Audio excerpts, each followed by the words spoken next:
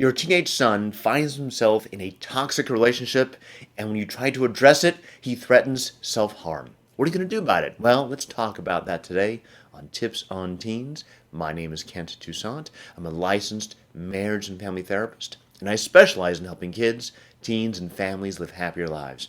Let's jump in today's parent submitted question on Tips on Teens. My 17-year-old son has been dating a girl since October.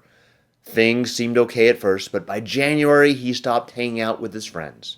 She called and yelled at him every day while he was on spring break. Because he was busy with hockey, we didn't limit their time together.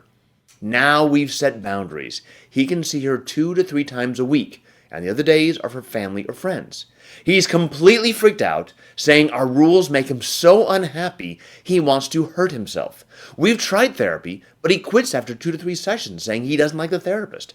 We feel like we're being held hostage by his threats. We can't enforce rules or consequences without him saying he'll harm himself. What do you suggest? Thank you for your question. This is a topic we've dealt with a lot here on Tips on Teens. The first and foremost thing we want to talk about is safety. He's threatening to harm himself. Now, what does that mean? It's a pretty vague term. Is that cutting? Is that suicide? Either way, we need to address this. If he's not willing to be in therapy, no, whether that's you found some great therapists, he just doesn't like them, or you haven't found the right therapist, I don't know. But if you can't find a therapist he's willing to stick with, even if it's just self-injury, self-harm, cutting without the intention of suicide, without help and support, that could easily transition to suicidal thoughts and suicidal actions. So you may need to consider getting him checked into a residential facility for his safety. You can go through your insurance company, contact some of the other therapists you've worked with, see who they'd refer in your area. But this is something serious, and you want to take this seriously. And I think you need to address this with him from a place of compassion, not from a place of judgment or anger, but from a place of empathy and compassion, so he can somehow feel that you are there trying to help him. I think that the more compassion and empathy that you guys share, the more open he may be to your thoughts and feelings and your concerns. What you don't want to do is get lost in well, your girlfriend's bad for you, she shouldn't treat you this way. The more you badmouth her, the more you criticize her, the more you put him in a corner where he has to defend her.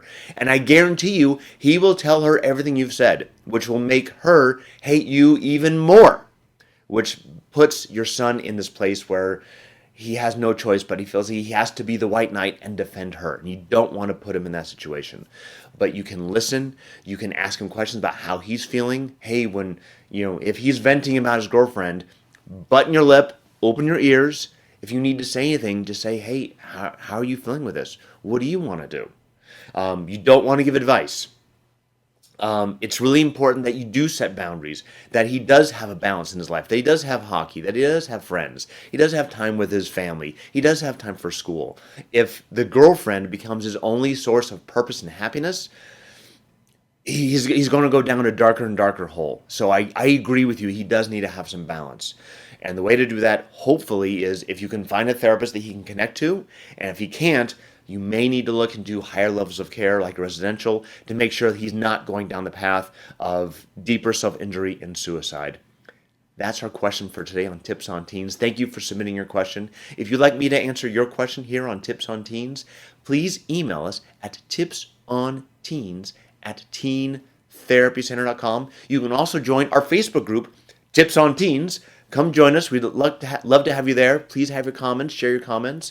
And if you have any other questions, you can always call us here at Teen Therapy Center. Our contact information is down below.